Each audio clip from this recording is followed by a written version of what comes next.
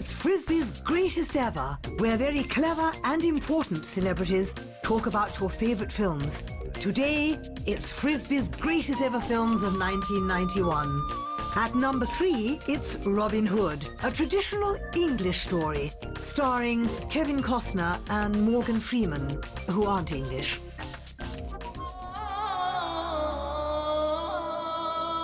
So, the film starts in Islam, which is in Africa.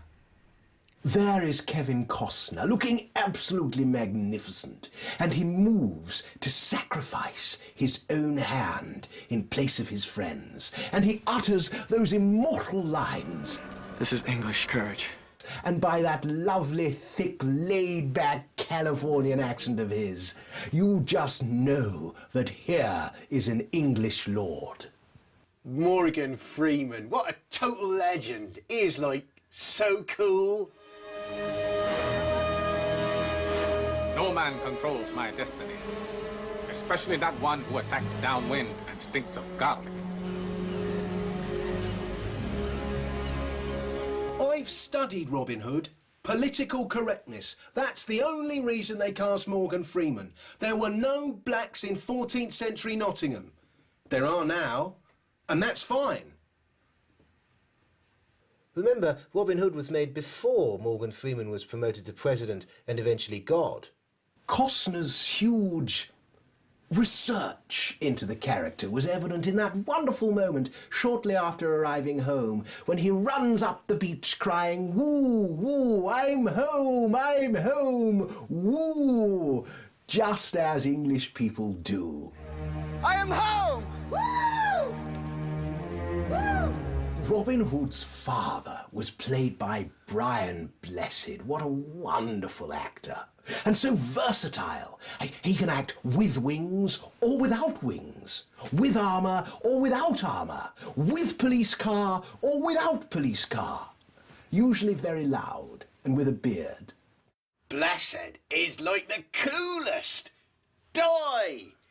Dive! God and King Richard!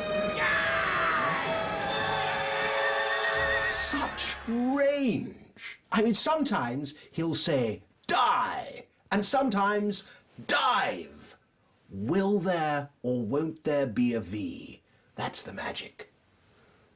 Brian Blessed looks nervously on as the masked man pulls back his mask to reveal his face. You knew just what Blessed was thinking. Alan?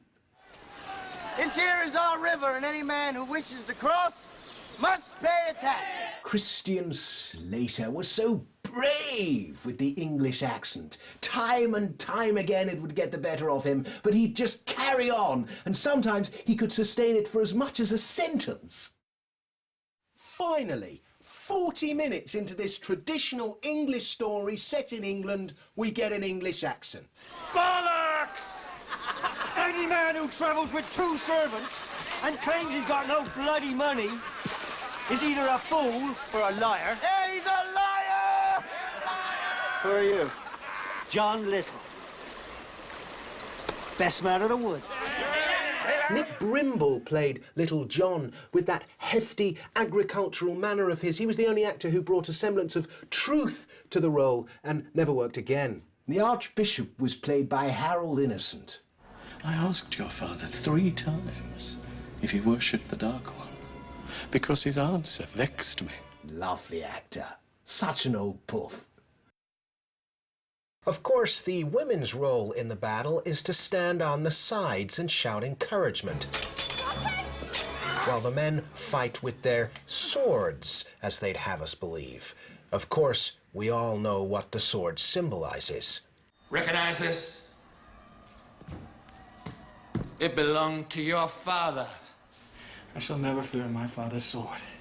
This is your father's penis. I do not fear my father's penis. And of course, towards the end, Sean Connery turned up for a day's filming, dressed as Richard I.